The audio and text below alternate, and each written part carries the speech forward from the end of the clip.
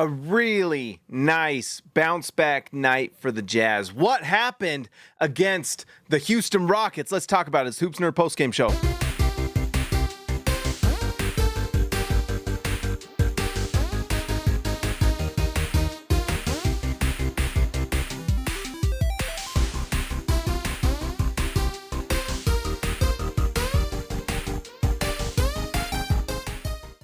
All right, guys. So the Utah Jazz lose to the Houston Rockets, but there were some really nice things from this one. You're probably watching the Duke game right now. It's a lot of fun. I would like to also, but I'd also like to get this show done sometime tonight. All right, so this Houston Rockets team, they looked a little healthier to me tonight. Obviously healthier because they had more players playing. I love Amen Thompson. I really like Tari Eason as a defender. There's some players on this team that are really interesting. And this Rockets team plays hard and defends well. They're a good basketball team. Alperen Şengün, obviously an all-star. So this was a nice Rockets team the Jazz went up against. And there were some things that were really impressive. The biggest story from last game were the quotes from Will Hardy after the game talking about, this is not just about you, it's about the team, and some really tough quotes about like players who may look back and say, man, I wish I'd have done things differently. This Jazz team came back tonight, and after getting smoked in the second half last game, it's happened 2 or 3 times in a row where the Jazz were close, but then in the second half just get completely dominated. It was not the case tonight, and they really showed some heart. They played hard and really showed that there's some talent on this team for sure. Now, it's not enough talent to win a lot of games, but there's some things that were really nice to see. And let's just go through the bright spots of this one. This may not be the longest post-game tonight. That's okay. We're going to be back tomorrow night, guys. There's like 8 games left, and tomorrow is the next one. I'm a little surprised Cody Williams he had a nice start to the game, but he just disappears, and I don't know how to fix that. But that's really all I got to say about Cody Williams. Kyle Filipowski against a good Rockets team, 16 points, 7 rebounds, 4 assists. 3-point shot wasn't falling as well tonight, but 50% from the field. He's just a really good player and really impressive, and it's going to be fun to see what he can become. He's just a rookie, and he's showing this stuff. Really great to see. I'm just really impressed with Filipowski. He plays hard. He has competitive fire. He does a lot of things. He even made a few defensive plays tonight. Really, you just want to see if he can improve defensively, and then can he just become even more savvy of a player? There's no question he can become like a Kelly Olynyk or maybe he can become a Boris Diaw or something like that. If he can become those things, then he gets really interesting for this Jazz team. Not enough buzz for Kyle Filipowski, to be honest. Walker Kessler was okay today, but he also had some moments where it wasn't. But he does protect the rim, and those numbers show up in the plus-minus. -5 for him in, what was it, a 10-point loss, 11-point loss? Impressive stuff. Walker Kessler has arguably been the most consistent, best player for the Jazz this year. We'll see what happens this offseason, but man, is he a nice player for Utah. They've got some questions that they need to answer come contract time with him. I don't know what they're going to pay him, but it's going to be interesting because he is a rim protecting center. He's flawed. He can't, hit free throws, and he's not taking threes again. I think that experiment kind of ran its course. I don't know. It's going to be interesting. Colin Sexton struggled to start this game really bad, but then had a really nice fourth quarter. He was a big part of keeping this one close. 21 points. 5 assists and 1 steal. He really plays hard, and ended up shooting the ball well from 3 for 4. I don't know what happens this offseason from him, but he does play hard, and he does bring just a lot of things you love as a player. He just doesn't defend. And so, I don't know. I really don't know what to think, guys. But I do enjoy Colin Sexton. I'm kind of done with the Colin Sexton experience, not because I don't like him as a person and as a leader and as a teammate, but it's just the game itself. I mean, I just would like to see these younger players develop. But you know what? We've gotten to do that. And, it is what it is. I don't have anything else to say about Colin Sexton. I don't know. At this point, 8 games left. What else is there to say? Isaiah Collier probably had his most impressive offensive night tonight in terms of scoring the ball.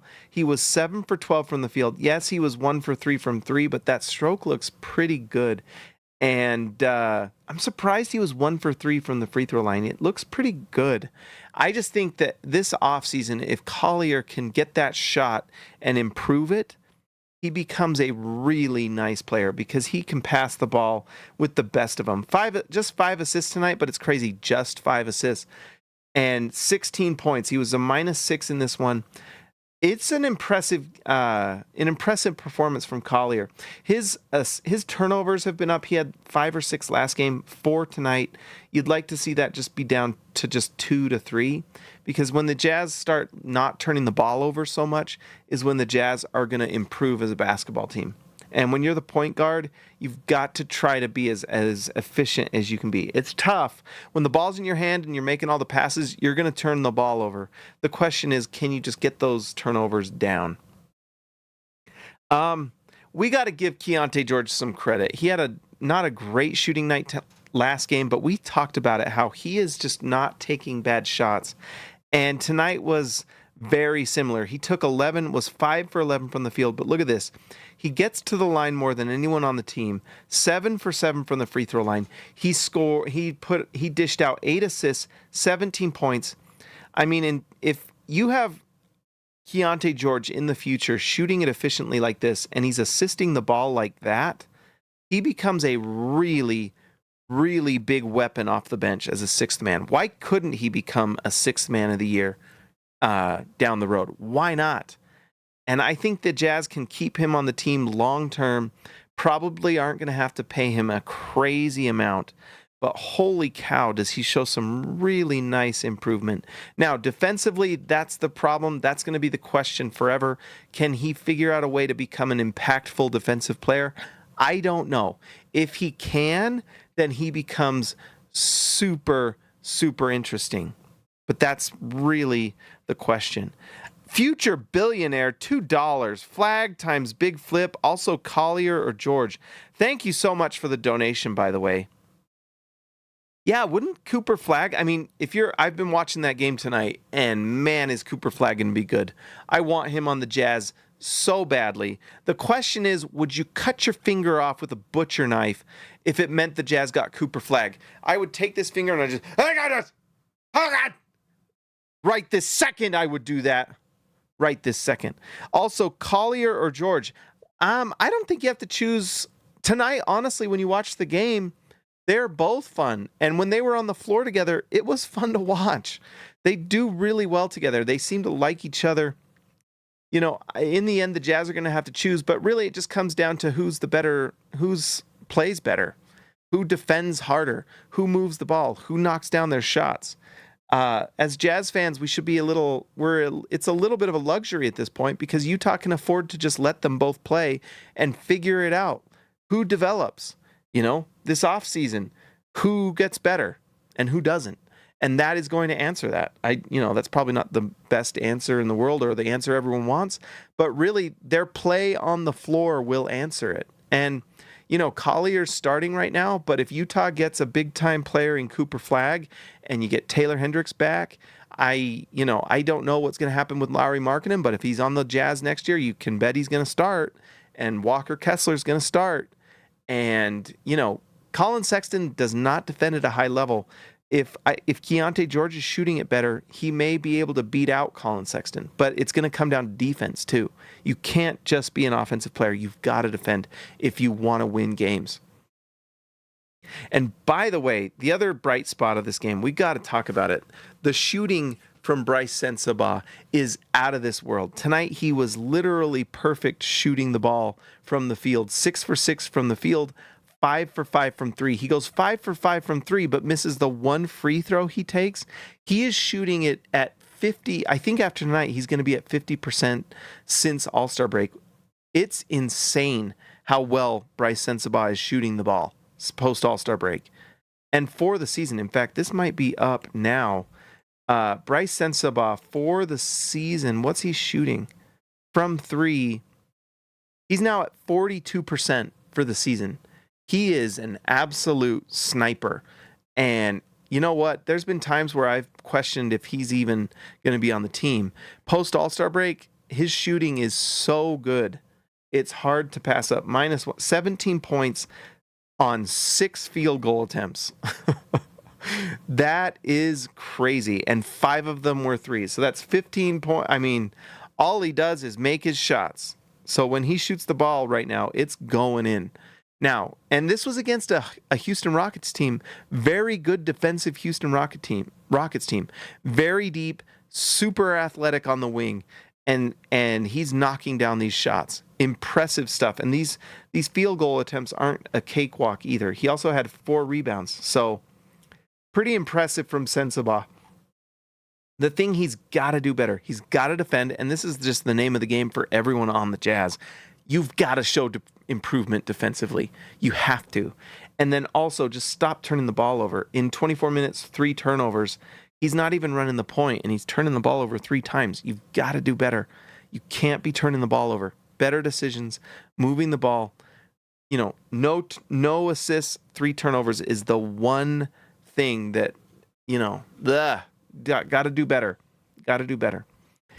Guys, that's pretty much it. I think a lot of people are probably watching the Duke game right now, and rightly so. How much fun is it going to be when Cooper Flagg is on the Jazz next year?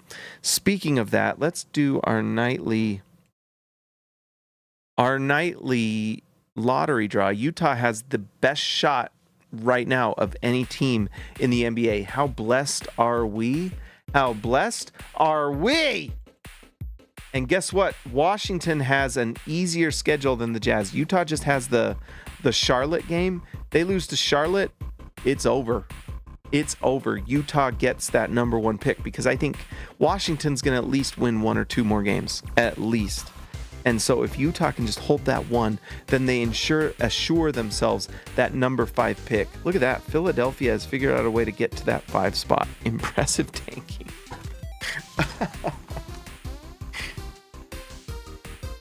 And here's the other thing.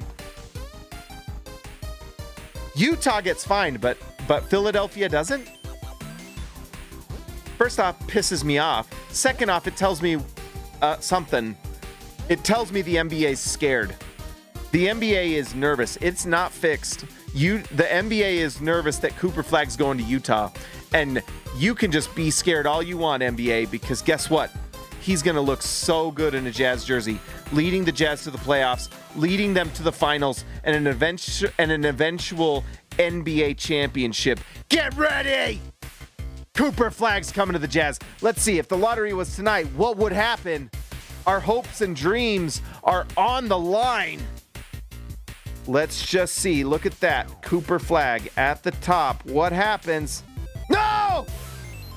No! Utah drops to 4. But at least they get a top 4 pick and VJ Edgecombe. I'm so sad. No! At least he's going to the Pelicans and not the Spurs. Philadelphia loses their pick. Screw you, Philadelphia. Suck on that, losers. And Utah gets VJ Edgecombe. I'll take it, baby. All right, let's give a shout out to our All-Stars tonight. You guys are incredible. Thank you for the support. I appreciate it so much.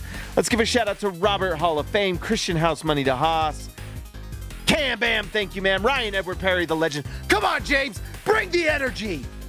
I believe in Steve Jazz Exile, Baby Elliott Madsen, see you Lex later, Jordan the GOAT Best Ruled, Austin R. Grant Editor Extraordinaire, KG10 to TH5, and Patrick Akubo, the Connoisseur. Did I get that right? I think so. If not, many apologies. Guys, like and subscribe to the channel. I will talk to you next time. Come on, Cooper Flagg. Come to the Jazz. My own body's glitching. I'll talk to you next time. Tomorrow.